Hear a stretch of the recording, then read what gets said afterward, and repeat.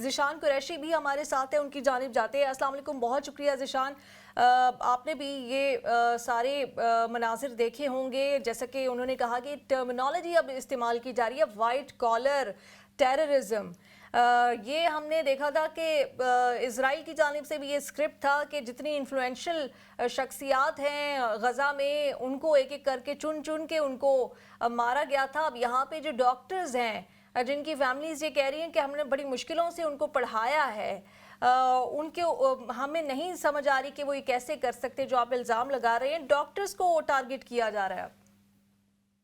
بسم اللہ الرحمن الرحیم۔ آپ کا بہت شکریہ، آپ نے ایک مرتبہ پھر موقع دیا اور کشمیر کی یہ جو تازہ اور سنگین صورتحال ہے،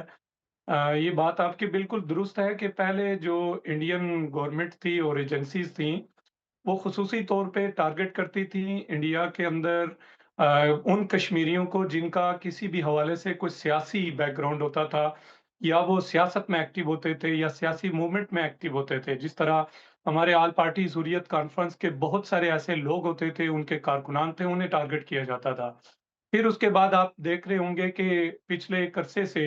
جب سے برہان وانی شہید کا واقعہ ہوا تو برہان وانی خود یونیورسٹی سے فارغ التحصیل ایک نوجوان تھے، پھر ان کے ساتھ بہت سارے دیگر جو نوجوان تھے، پی ایچ ڈی اسکالرز تھے، اور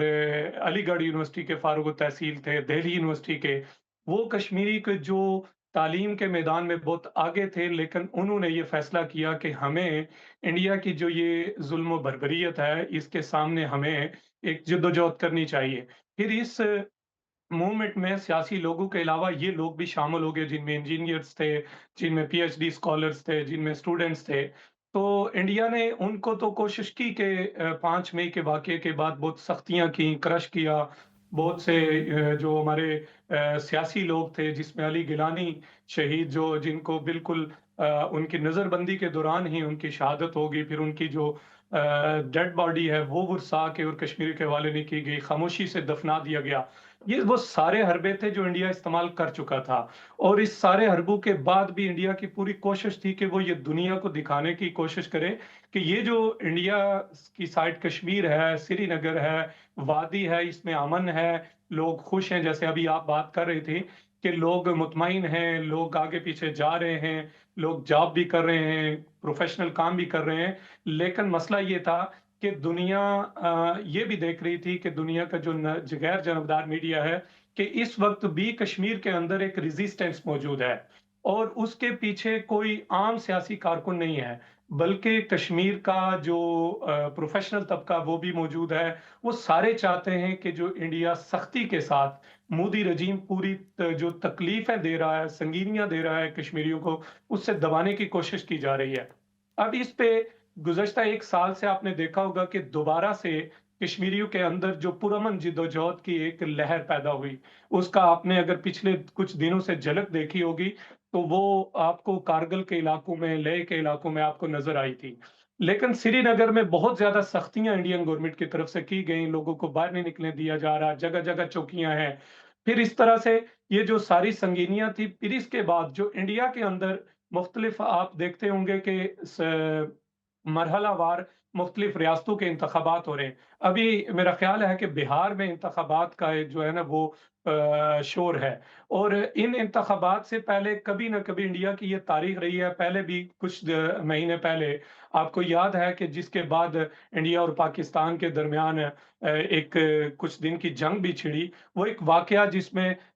ہندوؤں کی ایک عبادت گاہ کے اوپر ہوا، اسے بھی مسلمانوں کے ساتھ اور بالخصوص کشمیریوں کے ساتھ جوڑنے کی فوری طور پہ کوشش کی گئی تھی انڈین حکومت کی طرف سے۔ یہ جو لال قلعہ کے اوپر جو 10 نومبر کی شام کو دھماکہ ہوا، اس کے بعد اس سے پہلے چند ڈاکٹرز کو اٹھایا گیا، یعنی ایک ڈاکٹر کو 7 نومبر کو اٹھایا گیا، پھر ایک ڈاکٹر کو 1 نومبر کو اٹھایا گیا، پھر ایک کو اکتوبر کے مہینے میں اٹھایا گیا۔ ایک خاتون ڈاکٹر ہیں ڈاکٹر شاہین سعید، ان کو اٹھا کے، اور یہ مقبوضہ کشمیر کے اندر سے نہیں اٹھایا گیا بلکہ یہ اتر پردیش اور دیگر ریاستوں سے اٹھائے گئے یہ ڈاکٹر ہیں، جہاں یہ لوگوں کی خدمت کر رہے تھے۔ ڈاکٹرز کا شعبہ ایسا ہے جو انسانی ہمدردی کے حوالے سے سب سے ٹاپ پہ ہے، سب سے جو ہے نا بالا درجے پہ ہمیں گنا جاتا ہے جی کہ یہ لوگوں کی خدمت کرتے ہیں انسانیت کی۔ ان لوگوں کو ٹارگٹ کر کے یہ باور کرانے کی کوشش کی جا رہی ہے کہ مسلمان ہوں یا کشمیری ہوں، ये चाहे किसी भी तबके से ताल्लुक रखते हों, ये नफ़रत अंगेज़ हैं, ये सोच पैदा बिल्कुल, करने जो की, फैलाने की फेक पैदा कोशिश की करने जा की रही कोशिश है। की जा रही है। जिस तरह से हम जानते हैं जो इस वक्त हुकूमत है इंडिया में, वो कोशिश कर रही है,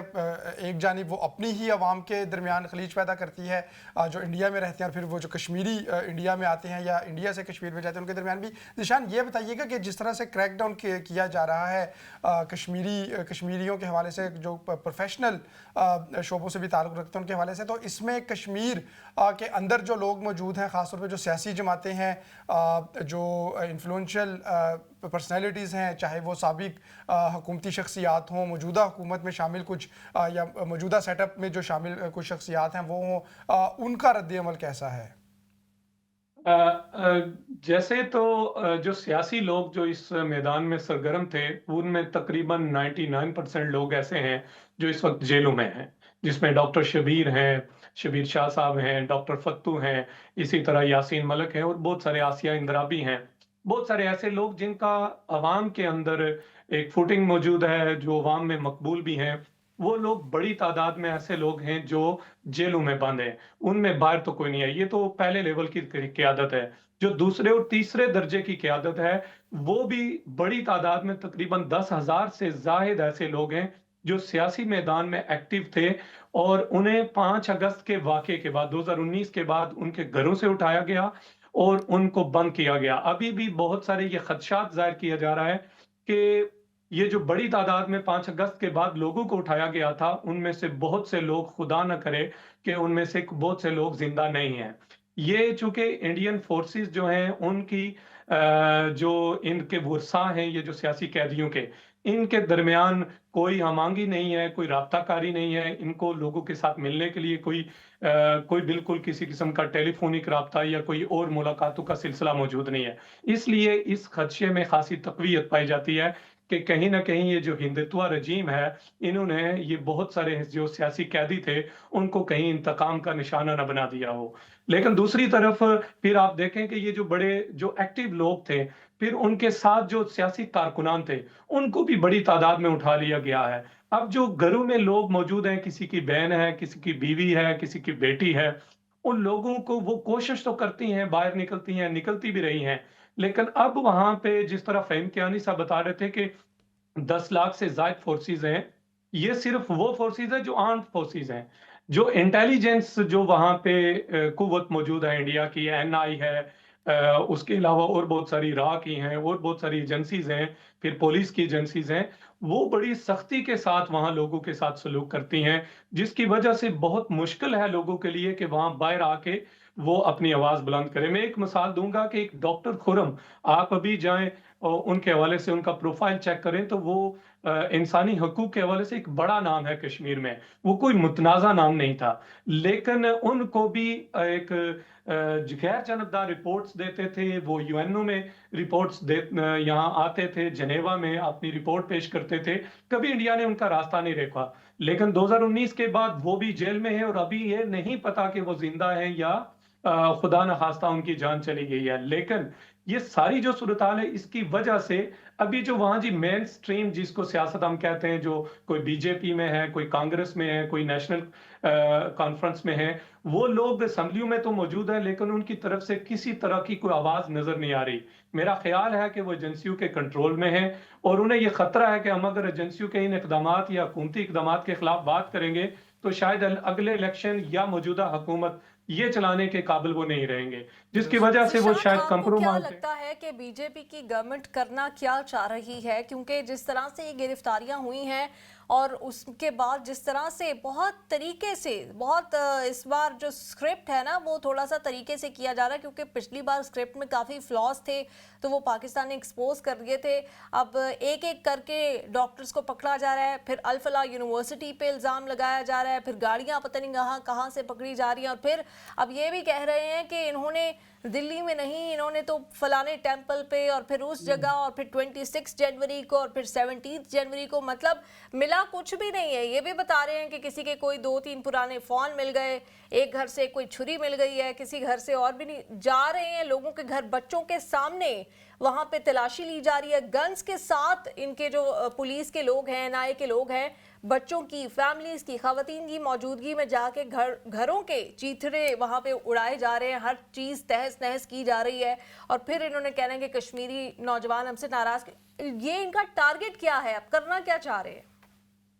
دیکھیں, پہلے تو میں نے جیسے بات کی کہ جو سیاسی میدان میں لوگ سرگرم تھے یا عسکری میدان میں, پہلے تو انہوں نے کوشش کی تھی کہ ان کو دبانے کی, اور انہیں کسی حد تک ان کا راستہ معذرت روکا بھی انہوں نے. اب یہ چونکہ انڈیا کے اندر کی جو سول سوسائٹی تھی اور انڈیا سے باہر بھی بہت سے لوگ یہ سوالات اٹھا رہے تھے کہ انڈین گورنمنٹ کے جو اقدامات ہیں وہ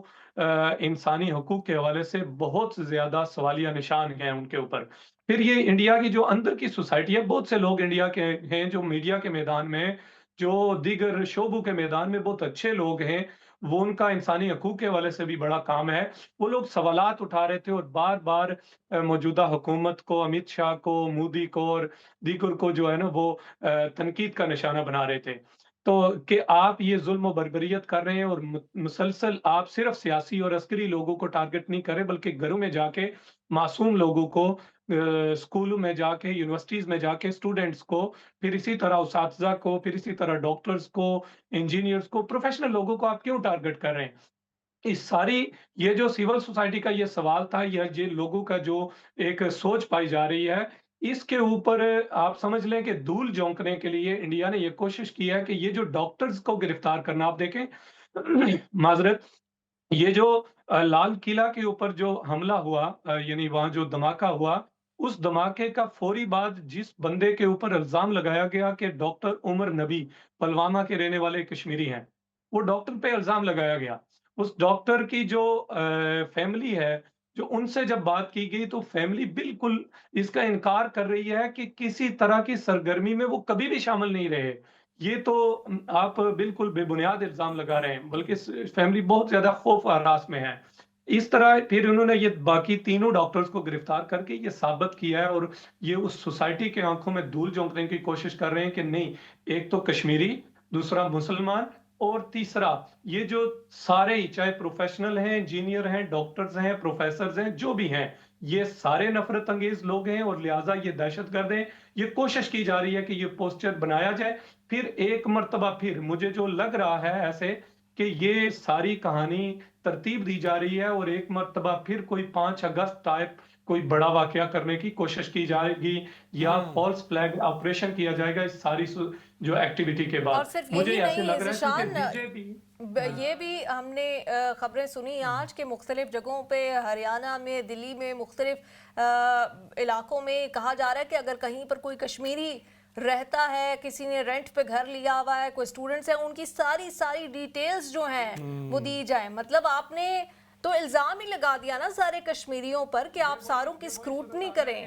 انڈیا یہ وہی صورتحال ہے کہ اب یہ چاہ رہے ہیں کہ اگر کوئی فالس فلیگ آپریشن کیا گیا, یا کشمیر میں دوبارہ سے کوئی ایکٹیویٹی کی گئی 5 اگست کی طرح, تو تاکہ انڈیا کے اندر سے کوئی آواز نہ اٹھے, پھر انڈیا کے جو عام فرد ہے اس کے درمیان کشمیریوں کے حوالے سے نفرت پیدا کرنے کے لیے یہ پوری سرگرمی کی جا رہی ہے کہ ان کو ہریانہ ہو, اتر پردیش ہو, یا دیگر ریاستیں, انہیں یہ